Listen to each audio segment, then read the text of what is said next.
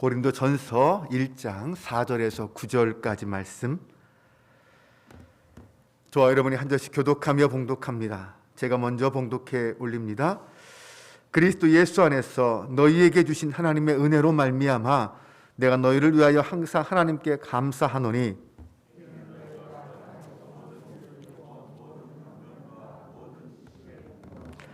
그리스도의 증거가 너희 중에 견고하게 되어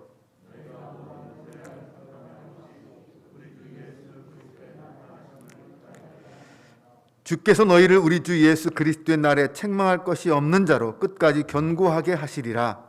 너희를 불러 그의 아들 예수 그리스도 우리 주와 더불어 교제하게 하시는 하나님은 미쁘시도다. 아멘. 12월 첫날입니다. 올 한 해도 한 달밖에 남지 않았습니다. 돌아보면 참 많은 일들이 있었던 것 같습니다. 또 하지만 시간은 흘러서 올 한 해도 이렇게 마무리됩니다. 이 12월을 믿음으로 멋지게 사는 한 해를 잘 마무리하여서 하나님께 영광 돌리는 저와 여러분 되시기를 바랍니다. 지난주부터 대강절이 시작되었습니다. 지난 주일에는 오늘 이 본문의 말씀을 가지고 고린도 교회를 향한 바울의 감사의 이유와 내용에 대해서 살펴보았습니다. 오늘은 이 본문의 말씀을 가지고 재림을 사모하는 신앙에 대해서 함께 살펴보려고 합니다. 4절에서 7절 말씀을 다시 한번 보겠습니다. 그리스도 예수 안에서 너희에게 주신 하나님의 은혜로 말미암아 내가 너희를 위하여 항상 하나님께 감사하노니 이는 너희가 그 안에서 모든 일 곧 모든 언변과 모든 지식의 풍족함으로 그리스도의 증거가 너희 중에 견고하게 되어 너희가 모든 은사의 부족함이 없이 우리 주 예수 그리스도의 나타나심을 기다립니다. 저는 이 바울의 고린도 교회를 향한 이 축복의 기도가 오늘 우리 한빛교회와 성도들 위해 함께 하시기를 주님의 이름으로 축원합니다.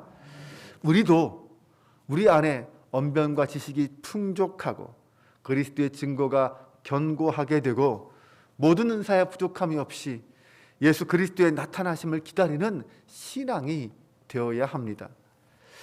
대강절의 기도는 기다림의 기도라고 했습니다. 주님의 오심이 비록 좀 더디다 할지라도 인내를 가지고 기다림으로 주님이 다시 오시는 그날 기쁨으로 그 주님을 맞이하겠다. 이것이 우리의 기도의 내용입니다.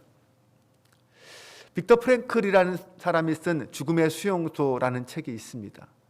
제2차 세계대전에 독일의 나치 수용소에서 자기가 겪은 그 고통을 경험했던 일들을 쓴 책입니다. 그 책의 내용 중에 이런 이야기가 있습니다. 1944년 성탄절과 1945년 신정을 전후해서 약 2주 동안 수많은 유대인들이 말할 수 없이 많은 사람들이 죽음을 당했다는 것입니다.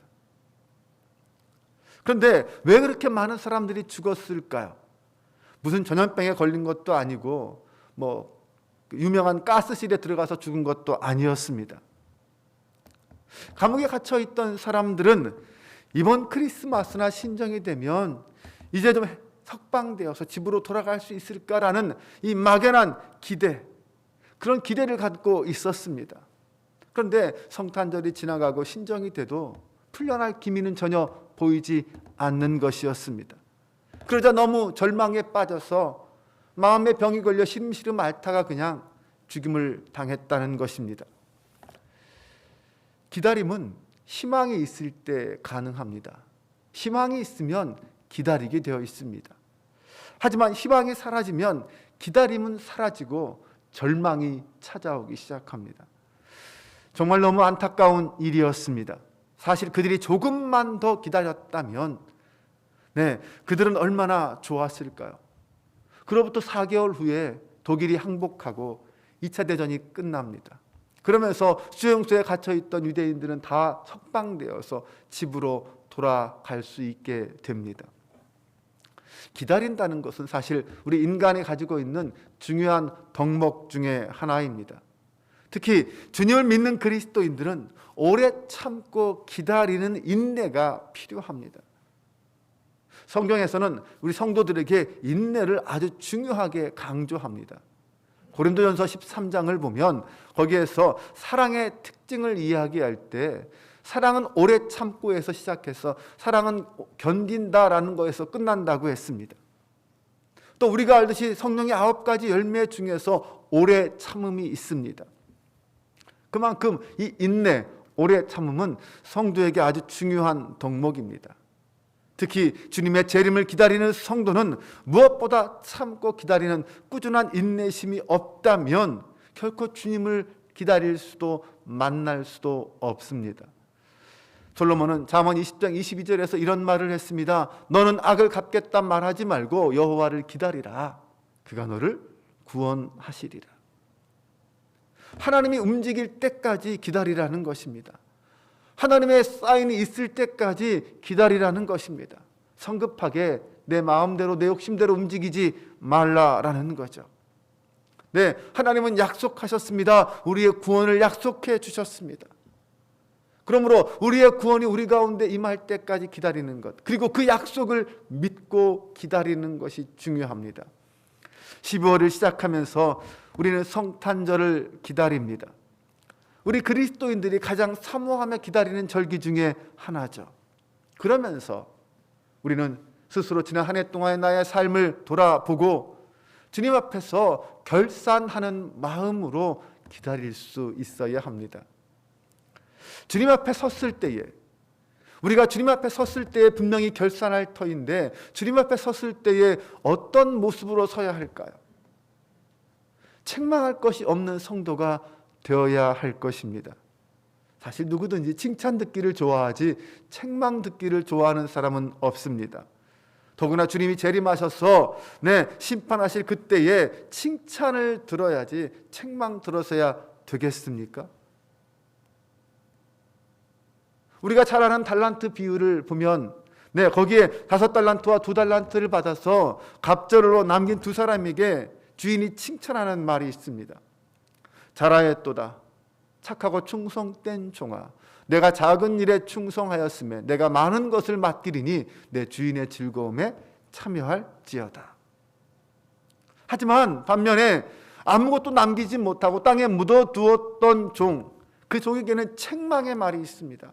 악하고 게으른 종아, 이 무익한 종을 바깥 어두운 데로 내쫓으라. 거기서 슬피 울며 이를 갈리라.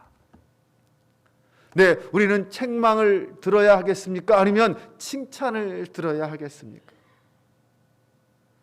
12월을 시작하면서 우리 스스로를 돌아보며 하나님 앞에 책만 듣는 사람이 아니라 칭찬 듣는 사람이 되기를 기대하고, 또 남은 기간 동안 그런 사람이 되기 위한 기도와 간구와 몸부림이 있어야 할 것입니다. 바울은 고린도 교회 성도들을 향하여 8절에서 이렇게 말했습니다. 주께서 너희를 우리 주 예수 그리스도의 날에 책망할 것이 없는 자로 끝까지 견고하게 하시리라. 이것은 바울이 고린도 교회를 향해서 축복한 이 축복의 말씀이고 칭찬의 말입니다. 또 한 가지는 이것은 바울이 고린도 교회를 향하여 기대하고 바라는 소망이기도 합니다. 이 바울의 축복의 말씀 속에는 2가지 의미가 있습니다. 하나는 바울은 고린도 교회를 향한 하나님의 은혜를 말하면서 모든 언변과 지식의 풍족함에 대해서 그리스도의 증거가 풍성하다고, 견고하다고, 모든 은사의 부족함이 없이 그리스도의 나타나심을 기다리는 그러한 것을 칭찬하며 그것을 감사하고 축복했습니다. 그것이 감사의 이유였습니다. 그들이 그런 모습을 갖고 주님의 은혜 안에 살아가는 것이 바울에게는 힘이었고 감사였습니다. 하나님께서 그래서 끝까지 그 모습을 지켜주셔서 주님이 다시 오실 그날까지 그 모습을 지켜서 하나님께 책망받을 것이 없는 칭찬받는 자가 되기를 소망한 것입니다. 축복한 것입니다. 여러 가지 주변에 어려움이 많았고 아픔이 많았지만 그래도 그 힘듦 속에서 참고 인내하며 주님의 날을 기다리고 있는 그들을 칭찬한 것입니다. 또 한 가지는 사실 아직 그들에게는 책망받을 것이 없는 자의 모습은 아니었습니다. 책망받을 것이 많이 있었습니다. 고린도전서 그 이후에 있는 말씀들은 바울이 그들이 가지고 있는 문제를 하나하나 지적하면서 어떻게 해결해야 할 것인가에 대해서 이야기하고 있습니다. 네, 그들은 문제 많은 성도요 교회였습니다. 아직도 해결되지 않은 많은 문제들이, 어려움들이, 갈등과 분열이 그들에게 있었습니다. 그럼에도 불구하고 바울은 예수 그리스도의 사랑과 긍휼을 의지해서 그들을 축복하고 있는 것입니다. 사랑의 하나님, 고린도 교회를 사랑하시고 성도를 사랑하신 하나님은 비록 그들이 아직은 부족하고 지금 많은 문제를 갖고 있지만 주님 다시 오실 그때까지 그들을 변화시키고 성숙시켜서 하나님의 은혜가 그들 가운데 더욱 풍성히 임해서 그들이 책망할 것이 없는 자로 주님 앞에 서게 될 것을 기대하고 소망하고 있는 것입니다. 하나님의 은혜가 그들을 그렇게 만들 것이라고 믿고 선포하는 것입니다. 네, 우리도 하나님 앞에 설 때에 책망받을 것이 없는 견고한 믿음의 사람이 되어야 합니다. 그것은 우리의 힘만으로 되는 것도 아니고 우리의 노력만으로 되는 것도 아닙니다. 거기에는 하나님의 은혜가 필요합니다. 네, 오늘 하나님의 은혜가 우리 성도들 위해, 우리의 삶과 우리의 가정과 나아가서 우리의 인생 위에 늘 풍성히 임할 수 있기를 주님의 이름으로 축원합니다. 두 번째로 우리가 주님 앞에 설 때에 그때까지 우리는 그리스도와 더불어 교제해야 합니다. 예배란 무엇일까요? 네, 예배란 하나님을 섬기는 것이고 또한 하나님과 더불어 교제하는 것입니다. 나아가서 주님과 교제하면서 또한 주변의 다른 이웃들, 성도들과 교제하는 것입니다. 교제라는 말은 서로 밀접한 관계를 유지하면서 서로 삶을 나누고 인생을 나누는 것입니다. 그리스도 안에서 우리는 하나님께 찬양하고 영광 돌리고 예배를 드립니다. 기도합니다. 몸과 마음으로 헌신하면서 하나님을 섬깁니다. 또한 성도와 성도가 서로 위로하고 격려하며 떡을 떼면서 삶을 나누고 희노애락을 나눕니다. 이것이 그리스도 안에서의 예배자의 모습이고 성도의 교제의 모습들입니다. 처음 예루살렘 교회가 바로 이런 모습으로 가득 찼을 때에 네, 교회는 선교적 사명을 감당할 수 있었고 칭찬 들을 수 있었습니다. 사도행전 9장 31절은 이렇게 말합니다. 그리하여 온 유대와 갈릴리와 사마리아 교회가 평안하여 든든히 서가고 주의 경외함과 성령의 위로로 진행하여 수가 더 많아지니라. 네, 우리는 우리의 교회가, 우리의 가정이 바로 하나님이 이렇게 인정해 주시고 칭찬해 주시고 풀어주시는 그런 복된 공동체가 되기를 사모합니다. 그리스도의 나타나심을 기다리는 성도는 예수 그리스도와 더불어 교제해야 하고 나아가서 성도와 더불어 교제해야 합니다. 그 교제는 어떤 인간적인 감정이나 어떤 의지에 의한 그런 교제가 아닙니다. 그것은 예수 그리스도 우리 주와 더불어 하는 신앙 중심의 교제여야 합니다. 신앙 안에서의 교제, 말씀과 찬양과 기도를 통한 교제, 바로 이 교제는 그리스도 안에서 매일매일 이루어져야 하는 교제입니다. 그렇게 예수 그리스도와 주님과 날마다 영적 교제가 이루어질 때 우리의 신앙의 성장과 성숙이 있고 부흥이 있습니다. 교회와 성도가 유익하게 된다는 것입니다. 여러분, 신앙생활은 결코 혼자 하는 것이 아닙니다. 먼저는 하나님과의 사귐이 있고 그리고 그의 아들 예수 그리스도와 더불어 누리는 사귐이 있습니다. 그리고 사랑과 은혜 안에서 성도와 성도의 사귐이 있습니다. 사도 요한은 거기에 대해서 이렇게 말했습니다. 우리가 보고 들은 바를 너희에게도 전함은 너희로 우리와 사귐이 있게 하려 함이니 우리의 사귐은 아버지와 그의 아들 예수 그리스도와 더불어 누림이라. 우리의 사귐은 아버지와 예수 그리스도와 더불어 누림이라. 그 사귐이 우리에게서 끝나는 것이 아니라 너희와 함께 그 사귐이 이루어지기를 기대한다라는 것입니다. 오늘 우리는 누구와 사귀고 있습니까? 누구와 더불어 날마다 교제하고 있습니까? 날마다 주님과 교제하고 사랑하는 동역자들과 날마다 사랑을 나누는 그러한 저와 여러분 되시기를 바랍니다. 그때 우리는 주님의 날이 다가왔을 그때에 책망받을 것이 없는 자로 서게 될 것입니다. 오늘 여러분은 누구를 기다리고 있습니까? 무엇을 기다리고 있습니까?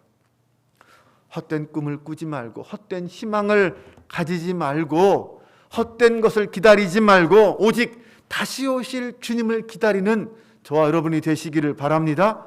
주님이 오시면 우리의 모든 슬픔과 아픔과 눈물을 씻어 주실 것입니다.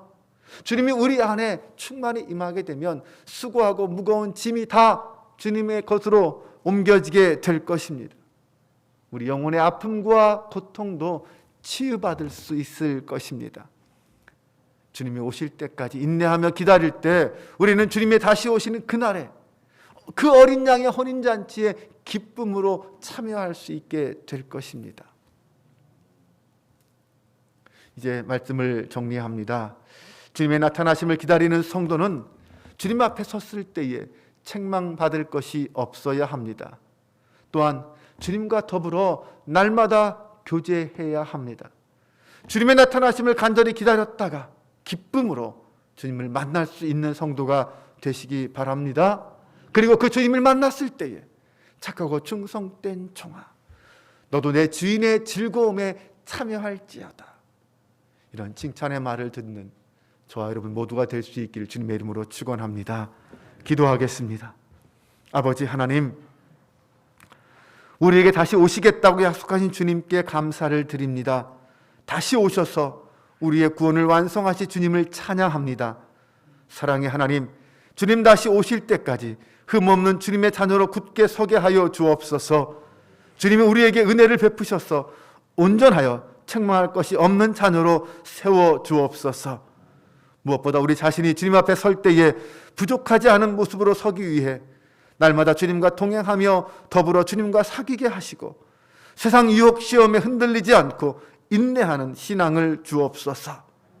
그리하여 주님의 마음을 알고 주님의 은혜를 아는 성도가 되게 하옵소서. 주님 다시 오시는 날에 기쁨으로 주님을 맞이하게 하시고 주님으로부터 착하고 충성된 종이라 칭찬받고 인정받는 저희들 모두가 되게 하여 주옵소서. 우리 주 예수 그리스도의 이름으로 기도합니다. 아멘.